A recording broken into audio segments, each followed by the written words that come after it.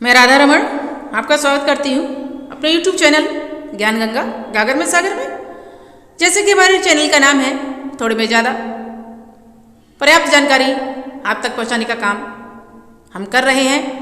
अच्छे से अच्छा ज्ञान आप तक पहुँचाएं और आप एक काम ज़रूर करें कि आपसे मेरा अनुरोध है कि आप मेरी वीडियो को दौड़ाएं नहीं, पहली बार में तटस्थ होकर के ध्यानपूर्वक धैर्यपूर्वक होकर के आप बैठ जाएं और सुने और देखें।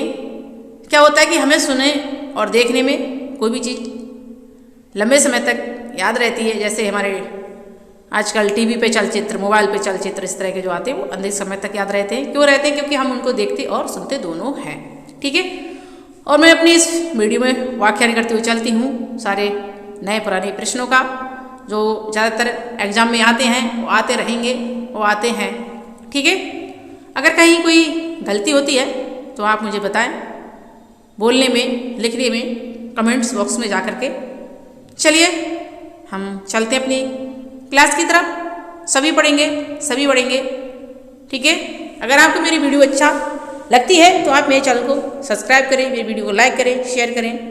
ठीक है। चलते हैं अपने पहले क्वेश्चन की तरफ। क्या है? ये भाषा के ऊपर सीरीज है। ठीक है। पहले क्वेश्चन है हमारा ये, साहित्य की रचना किस में नहीं होती है? जो हमारा साहित्य है इसमें रचना किस में नहीं होती है? ऑप्शन हमारे 3 है, वो सॉरी 4 है। और इन्हीं 4 ऑप्शन में से एक सही ऑप्शन है, वो हम ढूंढेंगे जो इस प्रश्न का उत्तर होगा। ऑप्शन ए भाषा, ऑप्शन बी बोली, ऑप्शन सी मातृभाषा, ऑप्शन डी राष्ट्रभाषा। तो देखिए जिसका क्षेत्र सबसे कम होगा तो उसमें साहित्य की रचना नहीं होगी। तो सबसे कम क्षेत्र किसका होता है? बोली का होता है। बिल्कुल सही। तो ऑप्शन हमारा बी है, बोली। ठीक है। साहित्य की रचना किसमें नहीं होगी? बोली में नहीं होगी। ऑप्शन हमारा बी है। इसका उत्तर कौन सा आएगा? बी। ठीक है। आइए करते अपना दूसरा क्वेश्चन। क्या है?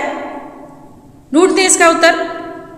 किसी बोली में साहित्य की रचना होने लगती है तो वो क्या बन जाती है? जैसे कोई बोली है, अगर उसमें साहित्य की रचना होने लगती है तो वो क्या बन जाती है? क्योंकि बोली में तो साहित्य की रचना हो नहीं सकती, पर ये कह रहे हैं अगर बोली में अगर होने लगती है या तो उसे क्या कहते हैं? ऑप्शन ए बोली, ऑप्शन बी भाषा, ऑप्शन सी उपभाषा, ऑप्शन डी मातृभाषा। तो देखिए अगर किसी बोली में साहित्य की रचना होती, देखिए तो किस में होती है? वो भाषा में होगी कि भाषा का क्षेत्र जो है किससे बड़ा है? बोली से बड़ा है। तो किस में होगी? भाषा में होगी। तो ऑप्शन हमारा कौन सा है? बी है। ठीक है। इस तरह के क्वेश्चन एग्जाम में पूछे जाते हैं। आइए करते हैं अपना तीसरा क्वेश्चन। क्या है? संविधान सभा में हिंदी को राजभाषा बनाने का प्रस्ताव किसने रखा था? ये जो संविधान सभा जो हुई थी इसमें राजभाषा बनाने का हिंदी का प्रस्ताव किसने रखा था? Option A doctor Rajendra Prasad, option B Gopal Swami Ayyangar, option C Gandhi ji, option D doctor Ambedkar. तो देखिए संविधान सभा में जो प्रस्ताव रखा था तो वो थे हमारे कौन? गोपाल स्वामी अयंगर। तो हमारा इस प्रश्न का उत्तर क्या हो जाएगा? बी हो जाएगा। ठीक है। आप एग्जाम रूम में बी लगाया। बहुत अच्छे क्वेश्चन हैं, आप इनके लिए ध्यान करके रखें। ठीक है। ऑप्शन हमारा बी है, गोपाल स्वामी अयंगर।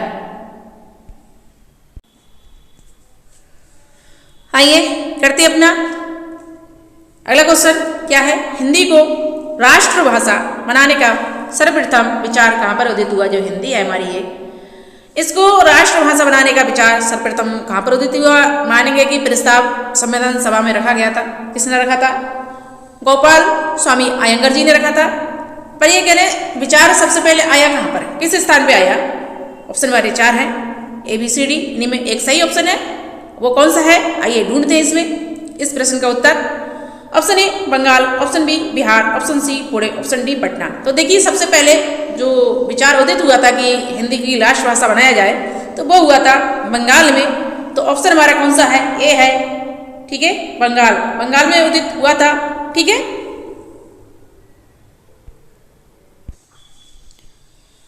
आइए करते हैं अपना अगला प्रश्न। क्या है? एक भाषा के अंतर्गत क्या कही जाती है? जो हमारी भाषा है एक भाषा कितनी भाषाओं या उपबोलियों से मिलकर बनी है, तो इसमें क्या कही जाती हैं, ये इस क्वेश्चन का पूछ रहे हैं। आंसर क्या होगा? ऑप्शन ए उपभाषा, ऑप्शन बी बोलियां, ऑप्शन सी ए और बी दोनों ही, ऑप्शन डी ए और बी दोनों ही नहीं।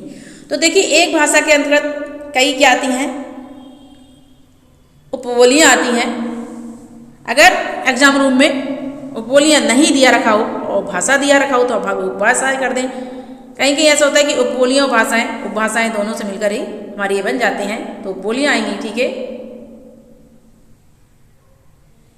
इसके एक भाषा के अंतर्गत क्या आती हैं? कई उपबोलियां आती हैं। ठीक है, तब एक जाकर के एक भाषा बनती है।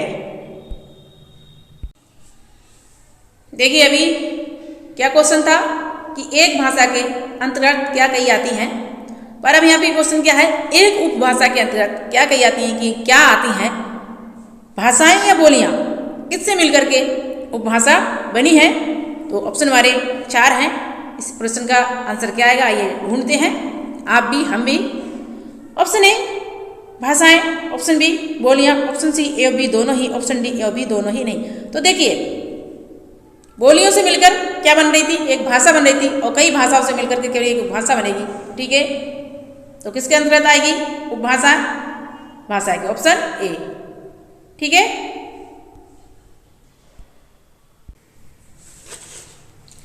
देखिए बहुत अच्छा क्वेश्चन है, यूनिक क्वेश्चन है और एग्जाम में आने वाला भी क्वेश्चन है। ठीक है, भाषाओं के ऊपर जब टॉपिक छिड़ गया है तो कहाँ से आया, किसने क्या किया, ये भी हम इसको देख लेते हैं अच्छे से।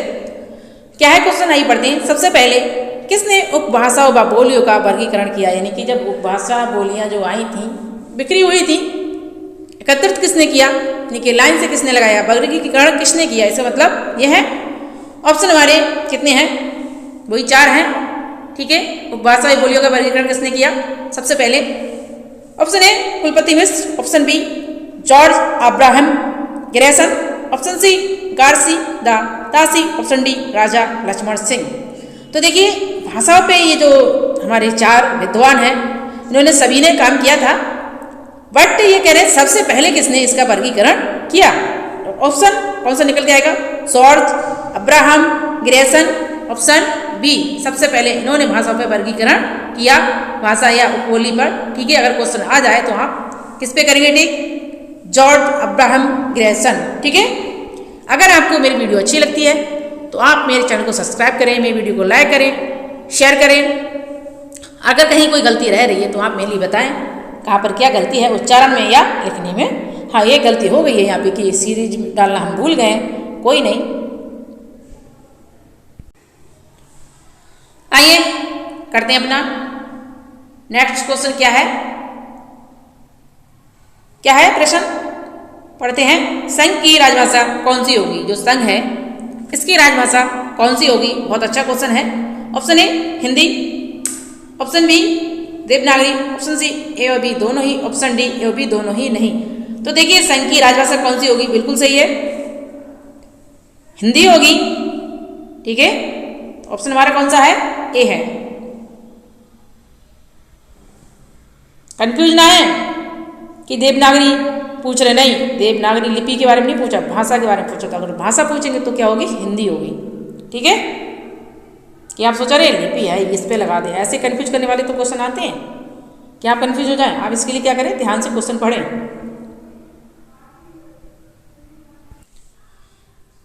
आइए करते हैं अपना नेक्स्ट क्वेश्चन। क्या है? ये जो राजभाषा है इसका प्रयोग क्षेत्र कैसा होगा? ऑप्शन 4 है, A B C D. Option A सीमित, ऑप्शन बी असीमित, ऑप्शन सी ए बी दोनों ही, ऑप्शन डी ए बी दोनों ही नहीं।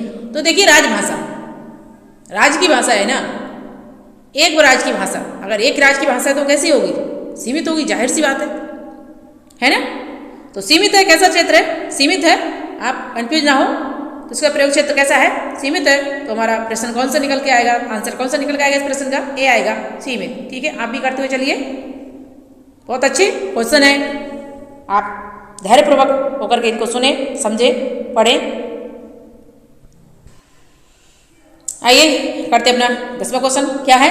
राजभाषा क्या कोई भी भाषा हो सकती है? ये कहने की राजभाषा क्या कोई भी भाषा हो सकती है? बहुत अच्छा प्रश्न है ये। ऑप्शन हमारे 4 हैं, ए बी सी डी, है ना। तो ऑप्शन ए हो सकती है, ऑप्शन बी नहीं हो सकती, ऑप्शन सी ए और बी दोनों ही, ऑप्शन डी ए और बी दोनों ही नहीं, जो भी है। तो देखिए राजभाषा क्या कोई भी भाषा हो सकती, बिल्कुल हो सकती, जो जिसमें अगर वैज्ञानिकता होगी, अच्छी भाषा होगी, तो वो उसके लिए क्या राजभाषा में रख सकते हैं। तो हो सकती है हमारी राजभाषा कोई भी भाषा, ठीक है। तो ऑप्शन हमारा कौन सा हो जाएगा, ए आ जाएगा, ठीक है। आइए करते हम अपनी इस सीरीज का 11वां क्वेश्चन। क्या है, ध्वनि पद और वाक्य भाषा विज्ञान के यह क्या है, ये ध्वनि और ये पद ये वाक्य भाषा विज्ञान के क्या है ये। ऑप्शन हमारे पास 4 हैं, इन्हीं 4 में एक सही ऑप्शन है जो इस प्रश्न का उत्तर है। ऑप्शन ए अंग, ऑप्शन बी शाखाएं, ऑप्शन सी ए और बी दोनों ही, ऑप्शन डी कोई नहीं। तो देखिए जो ध्वनि पद वाक्य भाषा विज्ञान के क्या है, ये अंग है, तो हमारा ऑप्शन कौन सा हो जाएगा, ए हो जाएगा। और इनके लिए दूसरा शाखाएं भी कहते हैं, तो दूसरा बी भी हो जाएगा, ठीक है। आप कंफ्यूज ना हो, अगर अंग शाखाएं कोई एक दे रखा हो तो दोनों ही सही होंगे। अगर उससे पहले अगर अंग हो तो अंग पे करें, शाखाएं पे ना करें। अगर वहाँ भी अंग नहीं दिया हो तो आप शाखाएं पे करें।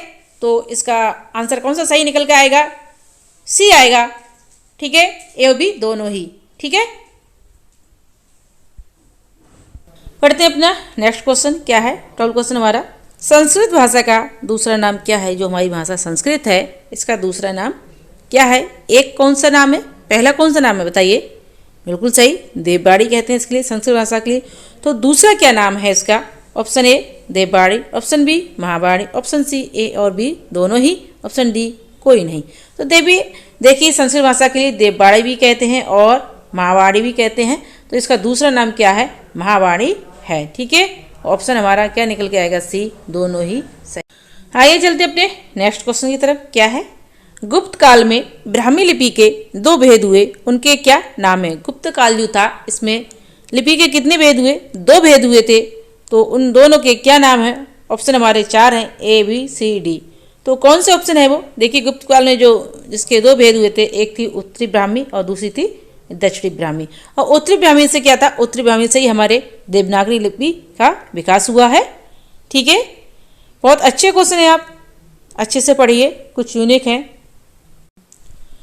आइए बढ़ते अपने नेक्स्ट क्वेश्चन। क्या है, नागरी लिपि का विकास किस लिपि से हुआ। जो नागरी लिपि थी, देखो सबसे पहले देवनागरी से कौन सी लिपि आई थी, सबसे पहले क्या आई थी, नागरी लिपि। और नागरी लिपि का जो विकास हुआ था ये किससे हुआ था, देवनागरी का तो विकास किससे हुआ, नागरी लिपि से हुआ।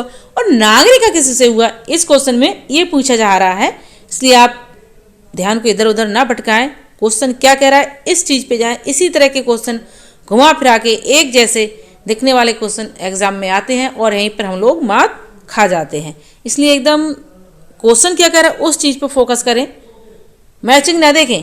तो क्वेश्चन क्या है, नागरी लिपि का विकास किस लिपि से हुआ था। ऑप्शन ए देवनागरी लिपि, ऑप्शन बी उत्तरी लिपि, ऑप्शन सी दक्षिणी लिपि, ऑप्शन डी नागरी लिपि। देखिए नागरी लिपि तो है, इसकी चर्चा ऊपर हो गई। दक्षिणी लिपि या उत्तरी लिपि, इन दोनों में से कोई एक हो सकता है। देवनागरी क्या है, देवनागरी तो नागरी से ही निकली थी, तो ये भी हमारा नहीं हुआ और ना ही हमारा ये हुआ, और आ गए 2। इसी तरह से तो क्वेश्चन आते हैं एग्जामों में कि 2 में हम फाइट करते हुए रह जाते हैं कि कौन सा है ना। तो देखिए उत्तरी लिपि और दक्षिणी लिपि ये एक जैसे है ना, तो इनमें से आपके लिए ध्यान देना पड़ेगा। हमारी जो नागरी लिपि का जो विकास हुआ था ये किससे निकली थी, तो ये निकली थी हमारी किससे, उत्तरी लिपि से निकली थी, ठीक है। क्वेश्चन को कौन सा क्वेश्चन है हमारा, 15वां क्वेश्चन है, देवनागरी लिपि का विकास किस लिपि से हुआ। अभी क्वेश्चन क्या था, नागरी लिपि का विकास किससे हुआ था। अब क्या क्वेश्चन है, देवनागरी लिपि का। बिल्कुल अगर आपने इस वाले क्वेश्चन को, इससे पहले वाले क्वेश्चन को अच्छे से सुना है तो आप बिल्कुल सही टिक लगा देंगे, बिल्कुल सही जाएंगे कि देवनागरी लिपि का विकास किससे हुआ है। ऑप्शन हमारे 4 हैं, ए बी सी डी, ठीक है। ऑप्शन ए ब्राह्मी लिपि, ऑप्शन बी उत्तरी लिपि, ऑप्शन सी दक्षिणी लिपि, ऑप्शन डी नागरी लिपि। क्वेश्चन क्या था, नेक्स्ट क्वेश्चन अभी जो गुजर गया क्वेश्चन, उसमें क्या था, नागरी लिपि को पूछा जा रहा था। तो ये कह रहे हैं देवनागरी का लिपि का विकास किससे हुआ, देवनागरी लिपि का विकास किससे हुआ। यानी कि देवनागरी से पहले कौन सी आई थी, नागरी आई थी। कौन सी आई थी? नागरी लिपि आई थी। और नागरी के बाद में क्या आई थी? देवनागरी आई थी। तो इसका विकास फिर किससे हुआ? बिल्कुल सही जा रहे हैं आप, ऑप्शन डी आएगा निकल के। आंसर हमारा क्या हो जाएगा? डी, देवनागरी लिपि, नागरी लिपि। और ये क्या है? ब्राह्मी लिपि, उत्तरी लिपि, दक्षिणी लिपि, ये नहीं, ठीक है, नागरी लिपि। क्वेश्चन क्या है हमारा? आइए पढ़ते हैं। 16वां क्वेश्चन क्या है?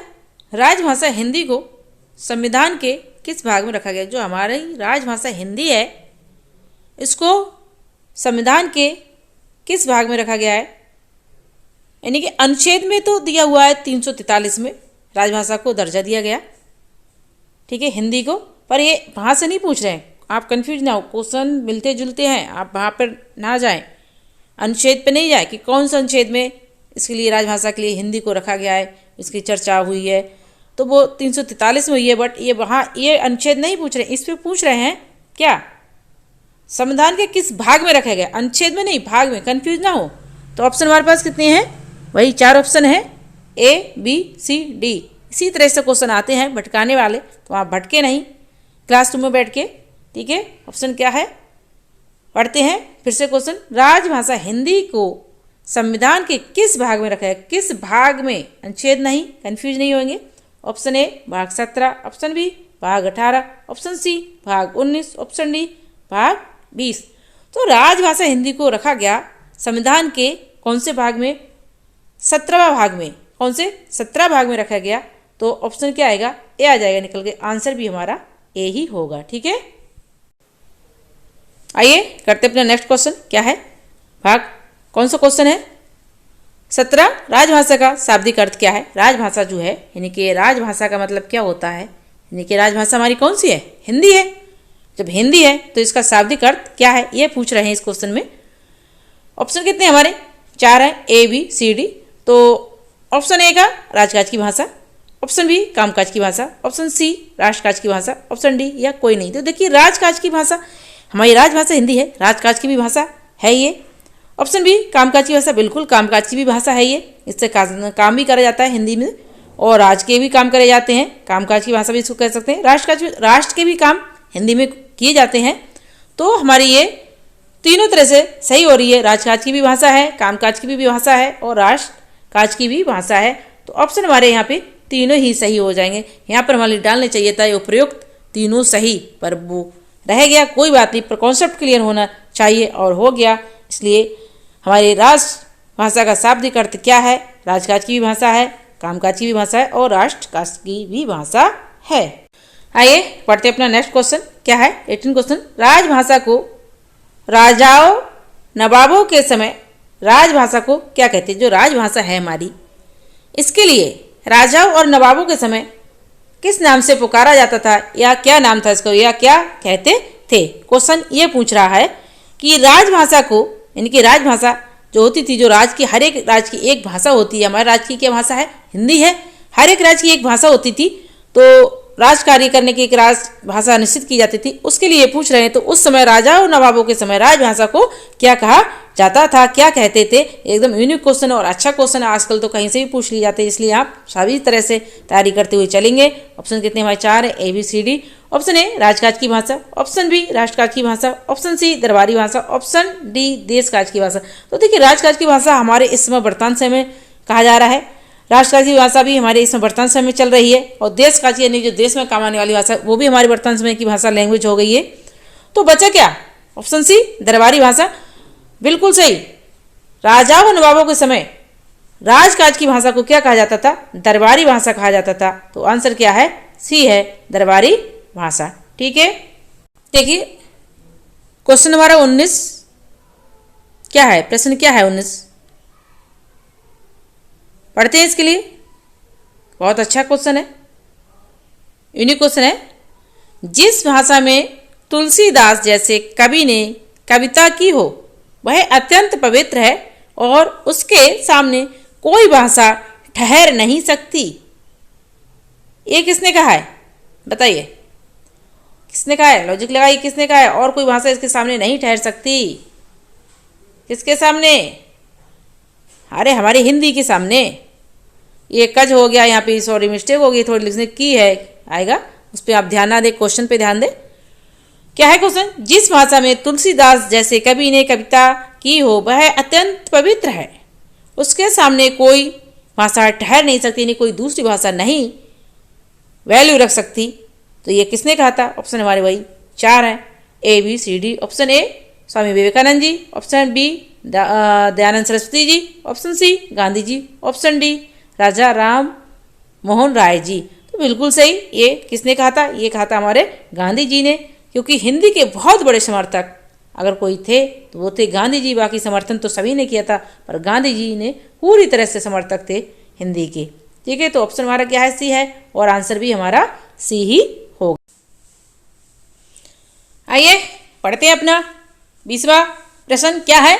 बहुत अच्छा प्रश्न है, वक्तव्य है ये, किसने क्या कहा है, बहुत अच्छे हैं। ठीक है, ध्यान से सुने आप, धैर्यपूर्वक ध्यानपूर्वक एकदम तटस्थ होकर के बैठ जाइए और वीडियो को दौड़ाए नहीं, आपसे अनुरोध है मेरा। अच्छे से सुन ले तो आपके माइंड में एकदम सेट हो जाएगा पूरी जिंदगी भर के लिए। क्या है प्रश्न? आइए पढ़ते हैं। लिपियों में अव्वल दर्जे की लिपि नागरी को ही मानता हूँ। मैं मानता हूँ कि नागरी और उर्दू लिपि के बीच अंत में जीत नागरी लिपि की ही होगी। ये किसने कहा था कि मैं सारी लिपियों में अगर किसी लिपि के लिए अच्छा मानता हूँ तो मैं कौन सी लिपि को मानता हूँ? नागरी को मानता हूँ, और अंत में जीत किसकी होगी? नागरी की होगी, ना कि उर्दू की होगी। क्योंकि जब संविधान में प्रस्ताव रखा जा रहा था, संविधान सभा में उर्दू और नागरी दोनों का रखा जा रहा था, तो वहाँ पर इस बात का कि कोई कह रहा था ये होगी, कोई कह रहा था नहीं ये सही है। तो ये कि नागरी के लिए किसने सही बताया? तो ये वक्तव्य यहाँ पे कहा गया है, ये पूछा गया है कि ये किसने सही कहा था कि लिपियों में सबसे अच्छी लिपि अगर कोई सी है तो वो कौन सी है? नागरी लिपि है। तो हमारे पास ऑप्शन कितने हैं? 4 हैं भाई, ए बी सी डी। बहुत अच्छा प्रश्न है, आप करिए इसके लिए। स्वामी Vivekananda ji, option B Dayanand Saraswati ji, option C Gandhi ji, option D Raja Ram Mohan Roy जी। देखिए सभी लोग हैं, सभी ने हिंदी का समर्थन किया था, पर ये कह रहे हैं सबसे पहले और संविधान सभा में किसने कहा था? ये किसने कहा था लिपियों में अव्वल दर्जे की लिपि मानता हूँ? यहाँ पे ये पूछा जा रहा है, समर्थन तो सभी ने किया था हिंदी का, तो ये कहा था किसने? हमारे गांधी जी ने। और सबसे अधिक समर्थक भी कौन थे? हमारे गांधी जी थे। तो ऑप्शन हमारा कौन सा हो जाएगा? सी हो जाएगा। बहुत अच्छा प्रश्न है, इस प्रश्न का उत्तर है गांधी जी। ठीक है,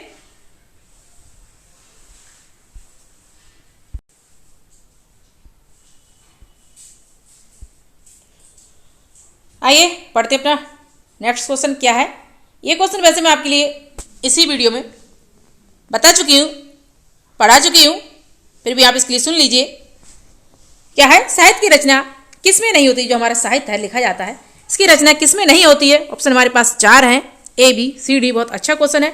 ऑप्शन ए भाषा, ऑप्शन बी बोली, ऑप्शन सी मातृभाषा, ऑप्शन डी राष्ट्रभाषा। बिल्कुल सही, इसको आप ही बताएंगे क्योंकि आप एक बार इसके लिए सुन चुके हैं, तो आप बताएंगे कि साहित्य की रचना किसमें होती है।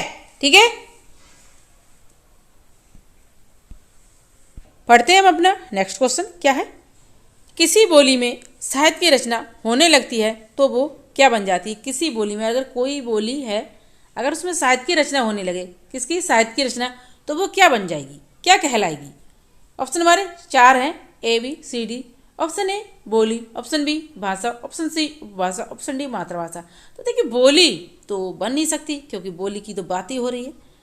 ऑप्शन बी भाषा बन सकती है क्या, या सी उपभाषा, या डी मातृभाषा। तो देखिए अगर किसी बोली में साहित्य की रचना होने लगती है तो वो क्या बन जाती है? उपभाषा बन जाती है। ऑप्शन हमारा कौन सा है? सी, और आंसर भी हमारा सी ही होगा। अगर वहाँ पे भाषा, उपभाषा, मातृभाषा तीनों अगर दे रखे हैं ऑप्शन में तो आप सर्वप्रथम उपभाषा पे टिक करें। अगर उपभाषा नहीं दिया है तो आप भाषा पे कर सकते हैं, और भाषा नहीं दिया है तो आप मातृभाषा पे। अगर सर्वप्रथम कोई करीबी है सबसे तो वो है क्या? उपभाषा। तो आप आंसर क्या रहेगा? हमारा सी रहेगा, उपभाषा रहेगा। ठीक है, आइए पढ़ते हैं अपना नेक्स्ट क्वेश्चन। कौन सा है? 23। संविधान सभा में हिंदी को राजभाषा बनाने का प्रस्ताव किसने रखा? यानी कि संविधान सभा में हिंदी को राष्ट्रभाषा बनाने का प्रस्ताव किसने रखा था? ऑप्शन हमारे पास 4 हैं, A B C D. Option A doctor Rajendra Prasad, option B Gopal Swami Ayyangar, option C Gandhi ji, option D doctor Ambedkar. तो बताइए किसने रखा था सर्वप्रथम प्रस्ताव संविधान सभा में? ये रखा था किसने? गांधी जी ने नहीं, गांधी जी समर्थक बहुत बड़े थे, पर प्रस्ताव की बात हो रही है संविधान सभा में, किसने रखा था? तो ये रखा था हमारे गोपाल स्वामी अयंगर जी ने। ऑप्शन हमारा बी है और आंसर भी हमारा बी होगा। उम्मीद करती हूँ एग्जाम रूम में इस तरह से क्वेश्चन आएगा तो आप वहाँ पे कराएंगे। देखिए एकदम यूनिक क्वेश्चन है, अब तो कहीं से भी पूछे जा रहे हैं और ऐसे ही क्वेश्चन आते रहेंगे और आते रहेंगे, आएंगे। ठीक है, हर तरह से आप तैयारी करते हुए चलें। आइए करते अपना नेक्स्ट क्वेश्चन। क्या है? हिंदी को राष्ट्र भाषा बनाने का सर्वप्रथम विचार कहाँ पर उदित हुआ? यानी कि हमारी जो हिंदी भाषा है इसके लिए सबसे पहले विचार कहाँ पर हुआ, यानी कि प्रकट हुआ, उदित हुआ? तो ऑप्शन हमारे पास कितने हैं? 4 हैं, ए बी सी डी। तो बताइए सबसे पहले विचार कहाँ पर उदित हुआ? Option A Bengal, option B Bihar, option C Pune, option D Patna. तो देखिए सर्वप्रथम जो विचार उदित हुआ था ये हुआ था कहाँ पर? बंगाल में हुआ था। ऑप्शन कौन सा है? ए। ठीक है, आंसर ए। उम्मीद करती हूँ कि आप गलत करके नहीं आएंगे एग्जाम रूम में। अगर इस तरह से क्वेश्चन आ जाएगा तो आप वहाँ पर बंगाल पर ही टिक करके आएंगे। आइए पढ़ते हैं अपना क्वेश्चन। बहुत ही अच्छे क्वेश्चन है, भाषा से रिलेटिव मैंने ढूंढ के बनाए हैं। महत्वपूर्ण जानकारी एकत्रित की है मैंने, जिससे आपके लिए अच्छा ज्ञान पहुंचा चुकूं। आपसे एक अनुरोध है कि आप वीडियो को दौड़ाए नहीं, अच्छे से सुने। कोई लॉन्ग वीडियो नहीं है, ये शॉर्ट्स वीडियो है। आइए पढ़ते अपने क्वेश्चन को। एक भाषा के अंतर्गत क्या कही आती हैं? एक भाषा के अंतर्गत क्या कही आती हैं? ऑप्शन ए उपभाषाएं, ऑप्शन बी बोलियां, ऑप्शन सी ए और बी दोनों ही, ऑप्शन डी ए और बी दोनों नहीं। तो देखिए क्या पूछ रहे, भाषा के अंतर्गत क्या पूछ रहे? एक भाषा के अंतर्गत क्या कही आती हैं? तो देखिए एक भाषा के अंतर्गत सबसे पहले क्या आएंगी? उपभाषाएं आएंगी। भाषाओं से मिलकर बना, उपभाषाओं से मिलकर क्या बनी? भाषाएं बनी हैं, तो उपभाषाएं आएंगी। तो ऑप्शन हमारा ए आ जाएगा। अगर इस तरह का क्वेश्चन आ जाए आप भ्रमित ना हो। और भाषाओं से मिलकर के, कई भाषाओं से मिलकर क्या बनाया? उपभाषा बनी, तो वो बोलियां हैं। अगर उपभाषाएं ना हो तो आप बोलियां पे करें। ठीक है, आइए पढ़ते अपना क्वेश्चन। क्या है? एक उपभाषा के अंतर्गत क्या कही आती है? अभी क्या था क्वेश्चन कि एक भाषा के अंतर्गत क्या कही आती हैं।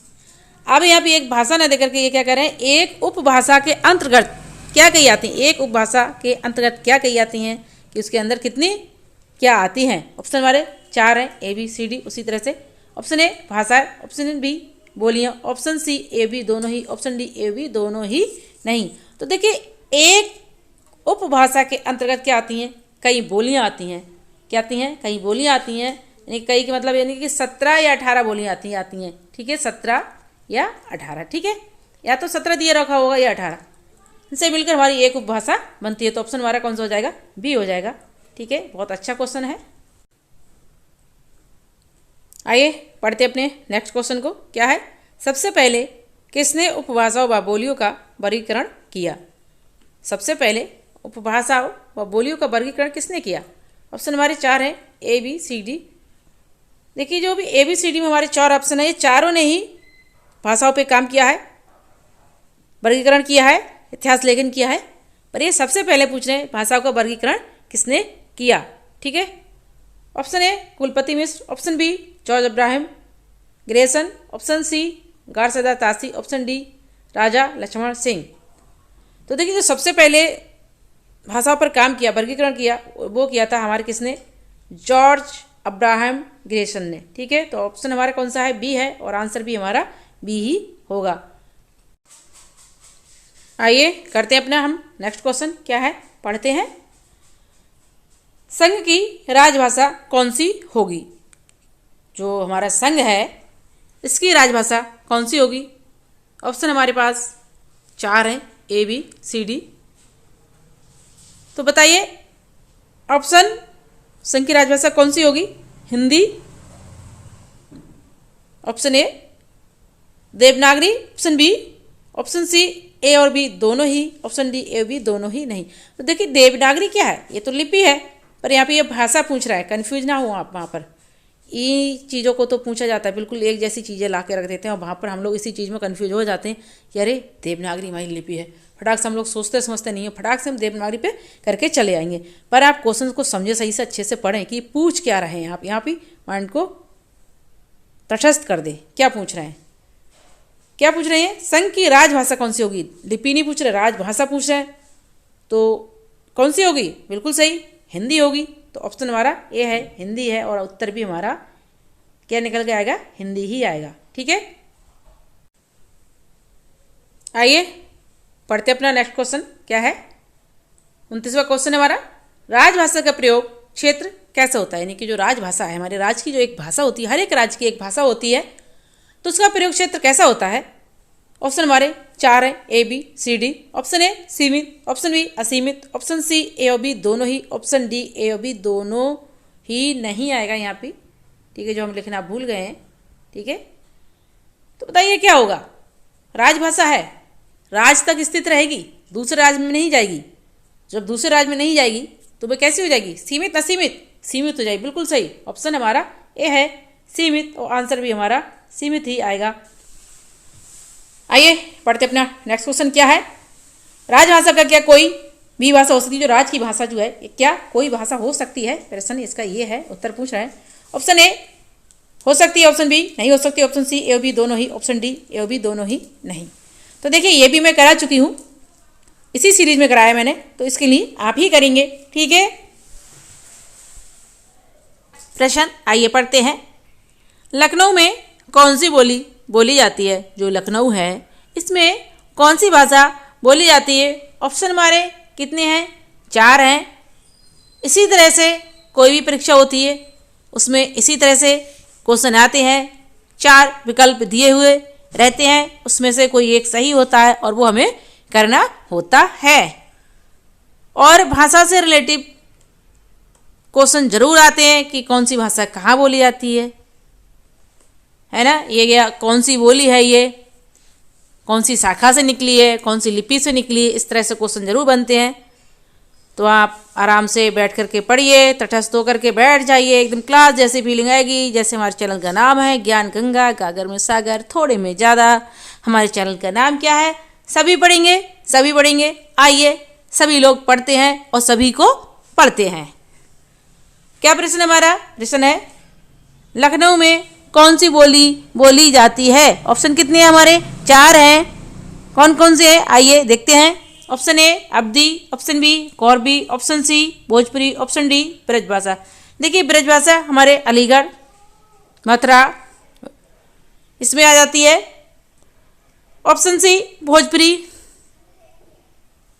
बिहारी है, बिहारी बोली है।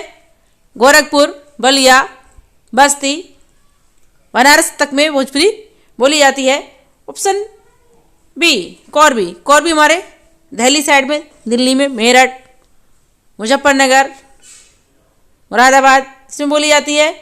ऑप्शन बचा ए, जब ए बचा फिर ए कहाँ बोली जाती है, देखते हैं इसको। ए हमारी लखनऊ में बोली जाती है। कौन सी भाषा, अवधी, सीतापुर में भी, बहराइच में भी, लखीमपुर में भी, गोंडा बहराइच सभी में, फतेहपुर सीकरी में, इलाहाबाद में क्या बोली जाती है, अवधी बोली जाती है। ठीक है, तो आंसर क्या निकल के आया हमारा ए, और ऑप्शन भी हमारा ए ही होगा। ठीक है, किसका, लखनऊ में कौन सी भाषा बोली जाती है। आइए पढ़ते हैं अपना टॉप 10 सीरीज का नेक्स्ट क्वेश्चन क्या है। 32 क्वेश्चन है हमारा। आजमगढ़ में कौन सी बोली बोली जाती है। आजमगढ़ में कौन सी भाषा बोली जाती है। ऑप्शन हमारे कितने हैं, 4 हैं, ए बी सी डी। क्या है, option A Bhojpuri, option B Brajbhasha, option C Awadhi, option D Kauravi. तो देखिए मैंने बताया था कोरबी कहाँ बोली जाएगी, बिल्कुल सही, दिल्ली साइड में, मेरठ में पहुँच जाएगी। अवधी, अवधी कहाँ चली जाएगी, अवधी लखनऊ में चली जाएगी, सीतापुर में जाएगी, लखीमपुर खीरी में जाएगी। बचा क्या बी ब्रजभाषा, ब्रजभाषा मथुरा, बिल्कुल सही है, अलीगढ़, वृंदावन इन सब में मथुरा है, मथुरा में ब्रजभाषा पहुंच जाती है। ऑप्शन क्या बचा हमारा ए, तो ए में क्या हो जाएगी, ए में हो जाएगी क्या हमारी, बिल्कुल सही भोजपुरी, और भोजपुरी ही आजमगढ़ में बोली जाती है। और भोजपुरी क्या क्या है, दूसरा टॉपिक यह है कि सबसे अधिक बोले जाने भाषा अवधी, ब्रजभाषा में, कौरवी में सबसे ज़्यादा इनमें से अगर बोली जाती है वो भाषा कौन सी है, तो वो भोजपुरी है, और भोजपुरी ही आजमगढ़ में बोली जाती है। इसलिए आंसर क्या निकल के आएगा, भोजपुरी आएगा, और ऑप्शन हमारा कौन सा हो जाएगा, ए। ठीक है, आइए पढ़ते अपना नेक्स्ट क्वेश्चन। क्या है, देवरिया में कौन सी बोली बोली जाती है, जो देवरिया है इसमें कौन सी भाषा बोली जाती है। Option A Bhojpuri, option B Brajbhasha, option C Awadhi, option D Kauravi. अभी हमने बताया था कौरवी कहाँ बोली जाती है, दिल्ली में और भी उसके आसपास के क्षेत्र। सी अवधी सीतापुर, गोंडा, बहराइच, इलाहाबाद, प्रयाग, फतेहपुर सीकरी। बी ब्रजभाषा मथुरा, आगरा, अलीगढ़, वृंदावन और भी क्षेत्र उसके आसपास के। अब बचा क्या ऑप्शन ए। ऑप्शन ए कहाँ बोला जाएगा, बिल्कुल सही, देवरिया में बोला जाएगी। क्या, भोजपुरी, और सबसे अधिक बोले जाने वाली भी भाषा क्या है, भोजपुरी है। तो ऑप्शन हमारा कौन सा है, ए है, और आंसर भी हमारा ए ही हो जाएगा। ठीक है, आइए पढ़ते हैं हम अपना नेक्स्ट क्वेश्चन। क्या है, गोरखपुर में कौन सी बोली बोली जाती है। जो गोरखपुर है इसमें कौन सी भाषा बोली जाती है। देखिए, गोरखपुर से परीक्षाओं में कई बार प्रश्न पूछा गया है कि गोरखपुर में कौन सी बोली बोली जाती है। अब गोरखपुर हुआ, आपके सीतापुर हुआ, गोंडा से भी यहाँ से पूछे गए हैं प्रश्न कि कहाँ से बोली, ये बोली कहाँ बोली जाती है, कौन सा इसका क्षेत्र है। तो आप बोलियों से रिलेटिव सारे क्वेश्चन अच्छे से याद रखिए, पढ़ते रहिए। तो आइए चलते अपने प्रश्न की तरफ। क्या है, गोरखपुर में कौन सी बोली बोली जाती है, यानी कि कौन सी भाषा बोली जाती है। ऑप्शन हमारे पास 4 हैं। इसी तरह से एग्जाम रूम में भी 4 ऑप्शन होते हैं, 4 विकल्प होते हैं हमारे पास। उसमें से कोई एक विकल्प सही होता है, उस सही विकल्प को हमें करना होता है। तो आइए करते हैं इसको भी। गोरखपुर में कौन सी बोली बोली जाती है। Option A Brajbhasha, option B Awadhi, option C Kauravi, option D Bhojpuri. तो देखिए, गोरखपुर में बोली जाती है कौन सी, बिहार। जो बिहार में बोली जाएगी वो गोरखपुर में बोली जाएगी। तो कौन सी बोली हो जाएगी, बिहार की कौन सी है, भोजपुरी है, और भोजपुरी सबसे अधिक बोली जाने वाली भी बोली है। तो आंसर क्या हमारे निकल के आएगा, डी। और उत्तर हमारा क्या हुआ, डी हुआ, और ऑप्शन भी हमारा डी ही हुआ। ठीक है, आइए पढ़ते अपने नेक्स्ट क्वेश्चन। क्या है ये प्रश्न, बनारस में कौन सी भाषा बोली जाती है। भी मैंने बताया था आपके लिए, आप समझ गए होंगे कि बनारस में कौन सी भाषा बोली जाती है। बहुत जल्दी इसके लिए कर देंगे। Option A Awadhi, option B Kauravi, option C Bhojpuri, option D Brajbhasha. तो देखिए, हमारे बनारस में बोली जाती है कौन सी भाषा, बिल्कुल सही, भोजपुरी बोली जाती है। समय को व्यर्थ न करते हुए टिक करते हैं इसके लिए ऑप्शन सी, और उत्तर भी हमारा कौन सा है, सी ही होगा, भोजपुरी। ठीक है, आइए पढ़ते अपने प्रश्न के लिए। क्या है, जौनपुर में कौन सी बोली बोली जाती है। जौनपुर में कौन सी भाषा बोली जाती है। ऑप्शन हमारे पास 4 हैं। इसी तरह से कोई भी परीक्षा होती है, 4 ऑप्शन होते हैं, 4 विकल्प होते हैं, उसमें से कोई एक सही विकल्प करना होता है। तो आइए करते हैं हम भी इस प्रश्न को पढ़ते हुए। जौनपुर में कौन सी बोली बोली जाती है। Option A Kauravi, option B Awadhi, option C Bhojpuri, option D Brajbhasha. तो देखिए, जौनपुर में जो भाषा बोली जाती है वो अवधी है। तो ऑप्शन हमारा कौन सा हो जाएगा, बी हो जाएगा, और आंसर भी हमारा बी ही हो जाएगा। ठीक है, आइए पढ़ते अपने इस प्रश्न को। क्या है, प्रश्न को पढ़ते हैं। बलिया में कौन सी बोली बोली जाती है। जो बलिया क्षेत्र है इसमें कौन सी भाषा बोली जाती है। ऑप्शन हमारे पास 4 है, विकल्प कितने हैं, 4 हैं, और इन 4 में से कोई एक सही होगा, जिसका सही आंसर होगा, सही उत्तर होगा। आइए पढ़ते हैं इस प्रश्न के लिए और करते हैं हल कि बलिया में कौन सी बोली बोली जाती है। Option A Bhojpuri, option B Brajbhasha, option C Awadhi, option D Kauravi. तो देखिए, सबसे अधिक कौन सी बोली बोली जाती है, भोजपुरी बोली जाती है। बलिया गोरखपुर सब एक ही तरफ पढ़ते हैं। जब गोरखपुर में भोजपुरी बोली जाती है तो बलिया में भी भोजपुरी ही बोली जाती है। तो ऑप्शन हमारा कौन सा है, ए है। आंसर कौन सा निकल के आया, ए आया। उत्तर कौन सा है, ए है। ठीक है, भोजपुरी। आइए क्या प्रश्न हमारा, आइए पढ़ते हैं इस प्रश्न को। क्वेश्चन नंबर 38, देवरिया में कौन सी बोली बोली जाती है। जो देवरिया है इसमें कौन सी भाषा बोली जाती है, किसमें, देवरिया में। ठीक है, ऑप्शन हमारे 4 हैं, विकल्प कितने हैं, 4 हैं, ए बी सी डी। तो इसमें से कोई एक ऑप्शन सही होगा, जो हमारा उत्तर होगा प्रश्न का। ठीक है, option A Kauravi, option B Awadhi, option C Bhojpuri, option D Brajbhasha. देखिए, ब्रजभाषा तो देवरिया में बोली नहीं जाएगी, ना ही कौरवी बोली जाएगी, और ना ही अवधी। तो बची क्या? भोजपुरी। सबसे अधिक कौन सी बोली जाती है? भोजपुरी। तो ऑप्शन हमारा कौन सा हो जाएगा? सी। तो उत्तर कौन सा निकल के आया हमारा? सी, भोजपुरी। ठीक है, आइए बढ़ते अपना अगला प्रश्न। क्या है? मिर्ज़ापुर में कौन सी बोली बोली जाती है? जो मिर्ज़ापुर है इसमें कौन सी बोली बोली जाती है? कौन सी भाषा बोली जाती है? Option A Kauravi, option B Awadhi, option C Bhojpuri, option D Brajbhasha. तो देखिए मिर्ज़ापुर में कौरवी तो बोली नहीं आई क्योंकि कौरवी तो दिल्ली साइड की है। अवधी हमारे इलाहाबाद, सीतापुर। ब्रजभाषा मथुरा, अलीगढ़, आगरा। तो बची क्या? भोजपुरी। तो भोजपुरी जो है हमारे कहाँ? मिर्ज़ापुर में बोली जाएगी। ऑप्शन हमारा कौन सा हो जाएगा? सी हो जाएगा और आंसर भी हमारा सी होगा। उत्तर क्या निकल के आएगा? सी आएगा, भोज। आइए करते हैं हम अपना 40वां क्वेश्चन। क्या है? आइए पढ़ते हैं इसके लिए। गाजीपुर में, ये जो गाजीपुर है इसमें कौन सी बोली बोली जाती है? बोली का मतलब वही भाषा से है। बोली का मतलब छोटे छोटे क्षेत्रों से होता है, वहाँ पे बोलियाँ बोली जाती हैं। वैसे तो बोली ही बोला जाना चाहिए, बट फिर भी वही कि इसलिए भाषा ही बोलते हैं। कौन सी भाषा बोली जाती है या बोली बोली जाती है, आप कन्फ्यूज ना हो। कहाँ पर? गाजीपुर में। ऑप्शन हमारे 4 हैं, ए बी सी डी। इन्हीं में से एक सही ऑप्शन है जो इस प्रश्न का उत्तर है।